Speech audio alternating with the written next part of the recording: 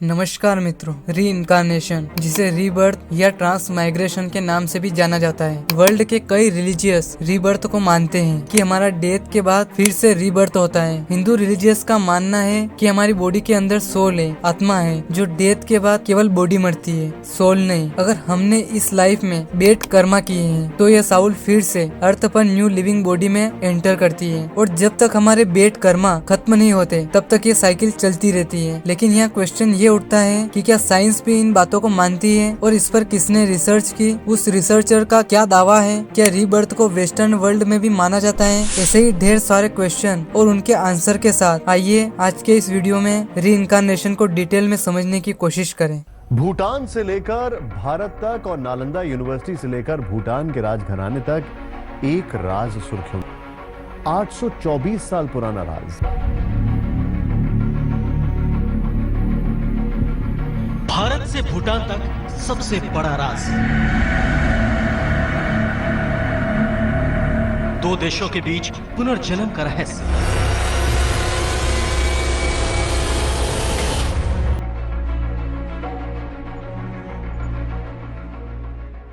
री incarnation word Latin language से निकला है जिसका मीनिंग होता है एंटरिंग द फ्लेश अगेन, यानी फिर से शरीर में प्रवेश करना। री इनकारनेशन इस विश्वास को रेफर करता है कि every human being continuous to exist after death, यानी हर मनुष्य का एक पहलू मृत्यु के बाद भी जीवित रहता है। ये पहलू सोल या माइंड या कॉन्शियसनेस या कुछ ट्रांसीडेंट हो सकता है। ट्रांसीडेंट मतलब परलौकिक। ट्रांस माइग्रेशन पर विश्वास कल्चर के अनुसार वेरी करता है और एक न्यू बोर्न ह्यूमन बीइंग या एनिमल या प्लांट या स्पिरिट या अस्तित्व के किसी अन्य नॉन ह्यूमन में होने की कल्पना की जाती है। एक अल्टरनेटिव टर्म ट्रांस माइग्रेशन है जिसका अर्थ है एक जीवन या शरीर से दूसरे जीवन में प्रवेश। मॉडर्न फिलोसोफर कुर्ट गोडल ने इस वर्ड का यूज किया था। ग्रीक में री इनकारनेशन को मेटाम्साइकोसिस कहते हैं। मेटा मतलब चेंज, एम साइकोन मतलब to put a soul into. Pythagoras ने यह टर्म एट्रीब्यूट किया था। इसका सिनोनिम एक और वर्ड है ग्रीक में पेलिंगेनेसिस, यानी बीइंग बोर्न अगेन। रीबर्थ एक की कॉन्सेप्ट है जो मेजर इंडियन रिलीजियस में पाया जाता है। री इनकारनेशन या पुनर्जन्म की चर्चा हिंदुइज्म, बुद्धिज्म और जैनिज्म के एंशिएंट संस्कृत टेक्स्ट में की गई है, जिसमें पुनरावृत्ति, पुनराजाति, पुनर्जीवातु, पुनर्भव, आगति गति ये बुद्धिस्ट पाली टेक्स्ट में कॉमन है। निब्बतीन, उपपत्ति और उपजन जैसे वर्ड्स का यूज किया जाता है। इन रिलीजियस का मानना है कि यह री इनकारनेशन साइक्लिक और एंडलेस संसार है जब तक कि कोई स्पिरिचुअल इंसाइट्स गेन नहीं करता जो लिबरेशन की ओर ले जाने वाले इस साइकिल को समाप्त करता है। वैसे री इनकारनेशन की साइकिल से मुक्ति को अल्टीमेट स्पिरिचुअल गोल मानते हैं और लिबरेशन को मुक्ति, निर्वाण, मोक्ष और केवल्य कहते हैं। हालांकि बुद्धिस्ट, हिंदुइस्ट और जैन ट्रेडिशंस एंशिएंट टाइम से व्हाट रीइंकारनेट्स, हाउ रीइंकारनेशन ओकर और व्हाट लीड्स टू लिबरेशन मतलब पुनर्जन्म क्या होता है, कैसे होता है, क्या मुक्ति की ओर ले जाता है, इन पर उनके एजम्पशंस और उनके विवरण में डिफरेंस है। रीइंकारनेशन की धारणा का ओरिजिन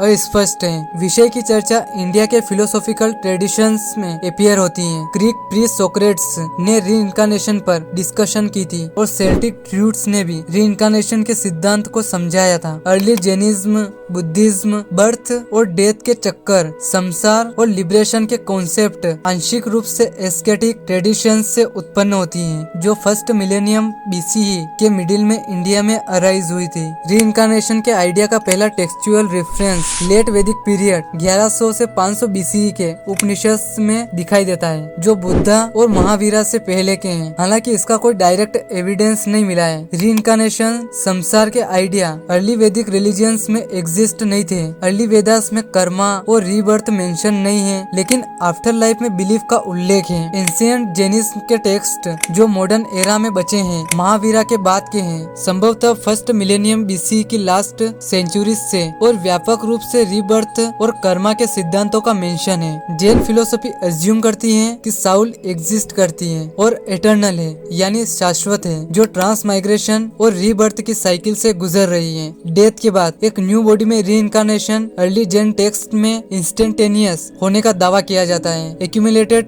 कर्मा के आधार पर, एक्यूमुलेटेड मतलब संचित। रीबर्थ एक हायर या लोअर शारीरिक रूप में होता है, कोई शारीरिक रूप से परमानेंट नहीं है। हर कोई मरता है और फर्दर री इनकारनेशन होता है। हालांकि री इनकारनेशन से लिबरेशन यानी केवल्य पॉसिबल है, किसी सोल में कर्म संचय को रिमूव और एंड करने के माध्यम से, विशेष रूप से एस्केटिसिज्म के माध्यम से यानी तपस्या के माध्यम से। बुद्धिस्ट टेक्स्ट में यह भी दावा किया गया है कि एक एनलाइटेंड पर्सन अपने प्रीवियस बर्थ को जान जाता है और वह knowledge high level of meditative concentration के थ्रू अचीव्ड कर सकता है। जबकि निर्वाण को थेरावादिन बुद्धिज्म में अल्टीमेट गोल के रूप में पढ़ाया जाता है और महायाना बुद्धिज्म के लिए आवश्यक है। अर्ली बुद्धिज्म ट्रेडिशन में संसार कॉस्मोलॉजी में 5 क्षेत्र शामिल है, जिनके माध्यम से अस्तित्व की साइकिल चलती है। इसमें हेल्स, हंग्री घोस्ट, एनिमल्स, ह्यूमंस और गॉड इंक्लूड है। लेटर बुद्धिस्ट ट्रेडिशन में ये लिस्ट डेमीगॉड्स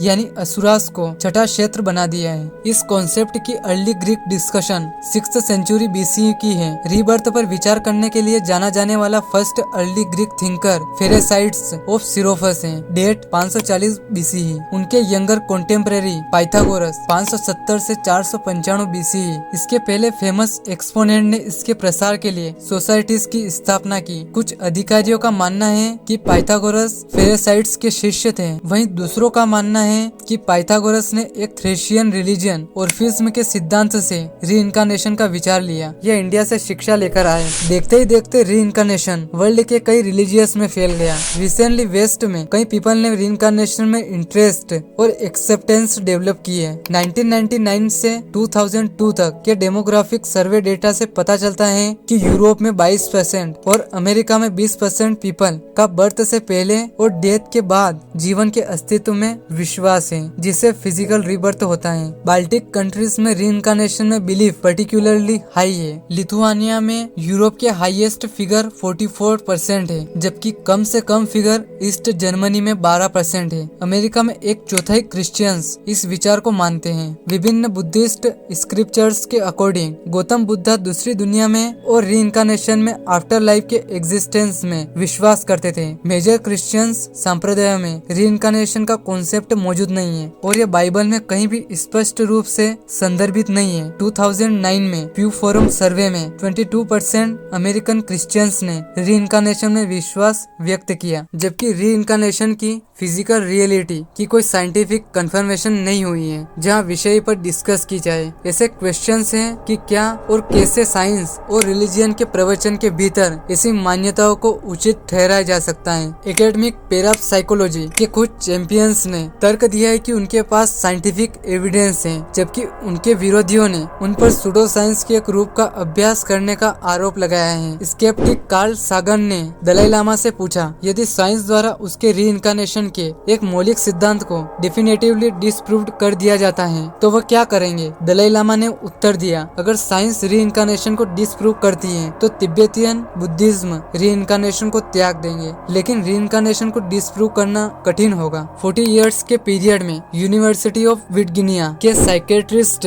लेव स्टीवनसन ने छोटे बच्चों के मामलों का ध्यान किया जिन्होंने पास्ट लाइफ्स को याद करने का क्लेम किया था। उन्होंने 20 केसेस सजेस्टिव ऑफ री incarnation in biology, European cases of री इनकारनेशन टाइप और वेयर री इनकारनेशन इन बायोलॉजी इंटरसेक्ट सहित 12 बुक पब्लिश्ड की। स्टीवनसन ने उन मामलों को इन्वेस्टिगेट किया जहां उन्होंने सोचा कि बर्थ मार्क्स और बर्थ डिफेक्ट मृतक पर घाव और निशान से मेल खाते प्रतीत होते हैं, लेकिन उन्होंने कंक्लूजन निकाला कि कोई नॉर्मल एक्सप्लेनेशन पर्याप्त नहीं है। इयान विल्सन ने बताया कि स्टीवनसन के केसेस की बड़ी संख्या गरीब बच्चों के अमीर जीवन या उच्च जाति से संबंधित है। इन सोसाइटीज में रिचर फैमिली से धन प्राप्त करने के लिए स्कीम्स के रूप में री इनकारनेशन के दावों का यूज किया गया है। तो ये थी शॉर्ट स्टोरी री इनकारनेशन की। अगर आपके मन में री इनकारनेशन से रिलेटेड कोई डाउट है तो आप कमेंट सेक्शन में लिख कर पूछ सकते हैं। आशा है वीडियो आपके लिए इन्फॉर्मेटिव रहा होगा। बहुत बहुत धन्यवाद।